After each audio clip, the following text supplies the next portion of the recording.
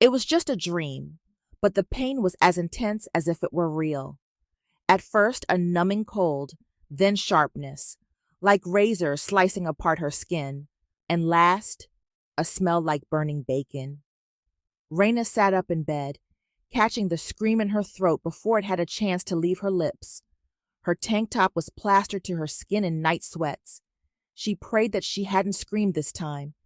Usually, when the scream escaped, it took her a long time to lock it back inside. With shaky hands, she pushed her long, dark hair back from the half of her face that was unscarred. Black, curly tendrils plastered themselves to the intricate design of her scars.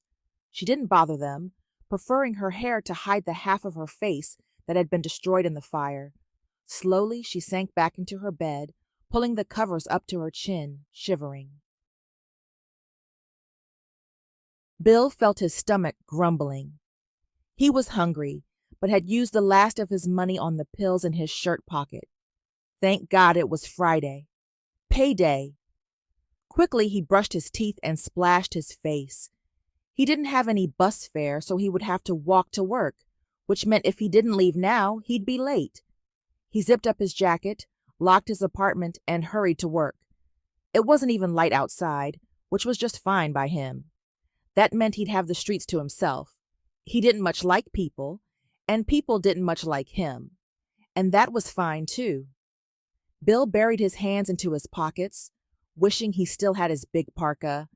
His windbreaker did little to ward off this kind of cold when the temperature was well below freezing. Bill had been short on money, and Buster, his dealer, had liked the coat. At the time, the choice had been easy.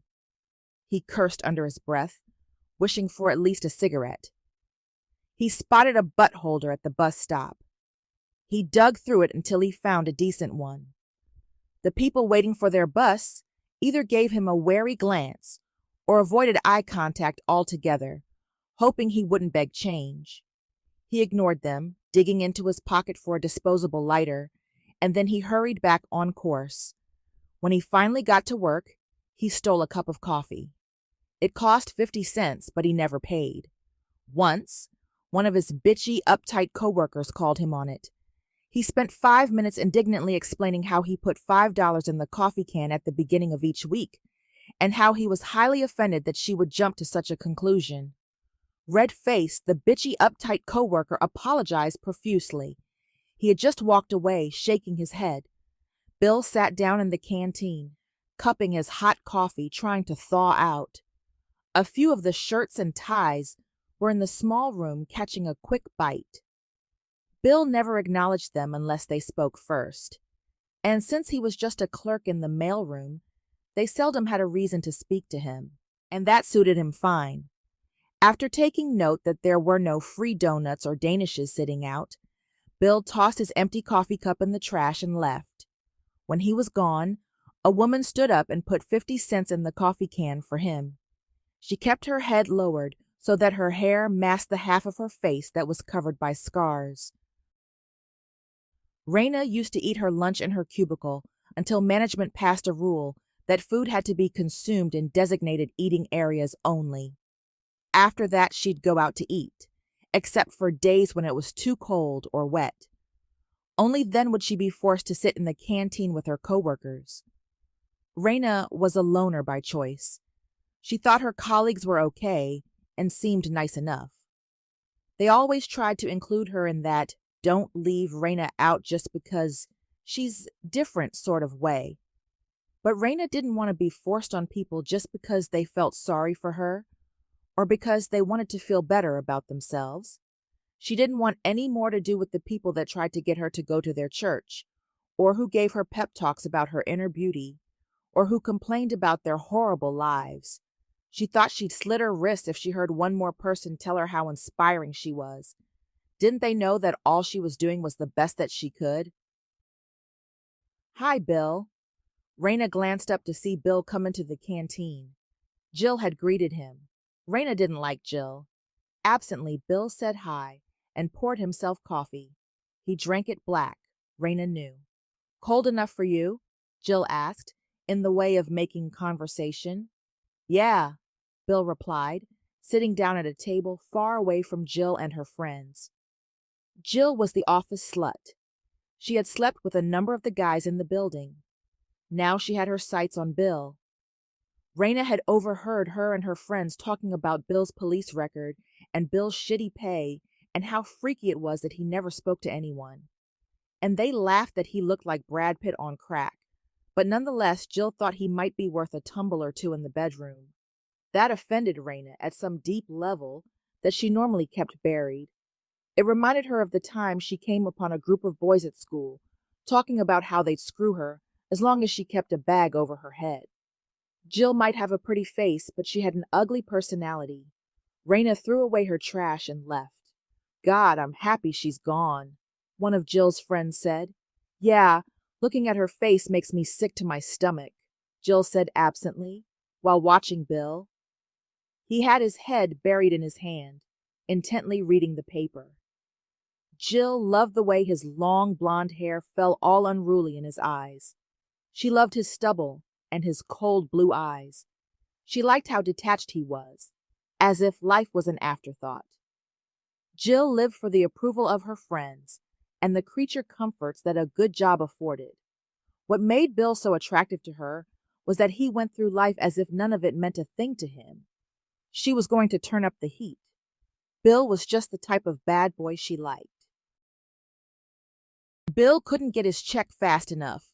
He had one last run to pick up the final mail of the day, and then he was going to get something to eat before he passed out. Actually, he'd gone longer than this without eating. Days. But he was still starving. Everyone would have their mail in their outboxes except the little prom queen Jill. She'd take her time licking her envelopes as if he didn't have anything better to do than to watch her puff out her boobs and wiggle her ass. Raina saw Bill pushing the mail cart down the aisle. Shit! She'd run out of envelopes at the beginning of the day, and it had slipped her mind until now.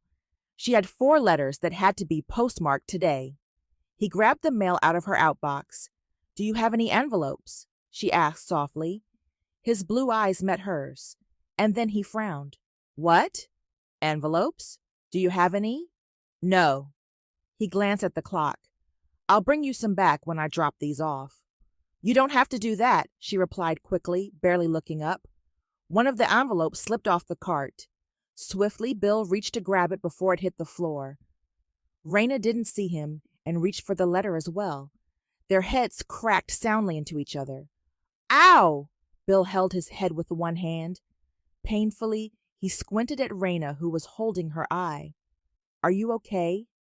He reached out and moved her hair aside, his fingers brushing her scars. Raina jerked out of his reach as if his touch was like fire. When her eye met his, it was filled with shame. Bill couldn't move, like a deer trapped in the headlights. Raina looked down until her face was completely obscured by her long, curly hair. I'm sorry, she whispered. It's okay, he mumbled. After a moment, and pushed the cart onto the next cubicle. Wow, Jill said. I saw that. You two cracked heads pretty good.